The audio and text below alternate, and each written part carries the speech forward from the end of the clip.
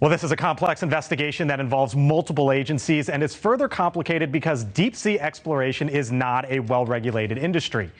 So what comes next here? The retired U.S. Navy Special Operations Officer Bob Pizzini joins us now. Bob, thanks for being here on Elizabeth Vargas Reports. There's not much precedence here, right? So what do you think happens next? Well, thank you for having me. And I think what happens next is the recovery, the search and recovery assets on scene, excuse me, will continue for a little while. And then they'll return. How long are we talking? Do you think days or weeks? Like, how long are military resources going to be involved here? Yeah, days at best. This was an emergency response, or what we call a contingency response. So they were not provisioned for a long duration type of mission. So they'll go back. So days, I would say at maximum. And they'll return to their home bases and wait for the NTSB and the Coast Guard to determine next steps.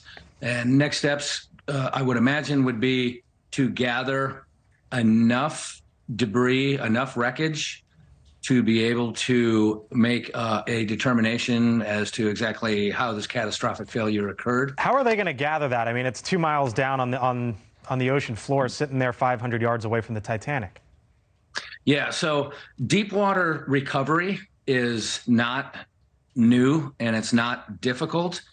It's very time consuming. Okay. So they can assemble, again, a proper mission can be planned, and that'll coincide with the season. This might not be the best season to be out there, or there might be another time of year based on sea state. And so a proper mission can be planned and executed. It'll be long in duration. They'll bring out assets that have no problem operating at that depth. And there's the search component, locate component, identify component. This is a debris field within a debris field or adjacent to a debris field. Right. So, if there is a search, certainly items will be recovered that aren't related to this particular incident. Mm-hmm. And so they'll have to, determine what's relative. Bob, real quick before we go, there's questions about exactly how forthcoming the U.S. military was in all of this information now, that they heard something that basically squares with an explosion on Sunday, but we didn't really find out about this until yesterday. There were lots of questions about this in the White House briefing room earlier today. Here's the spokesperson for the National Security Council, John Kirby, and then I'll get your reaction on the other side. They were also quick to make clear that they couldn't be definitive about what that data meant. And they couldn't be clear that that data was connected to the Titan, to the submersible. But they did pass that information up to the incident commander. Are you okay with the way this all played out? Because it seems like they had a pretty darn good idea on Sunday, but we didn't know about it until Thursday.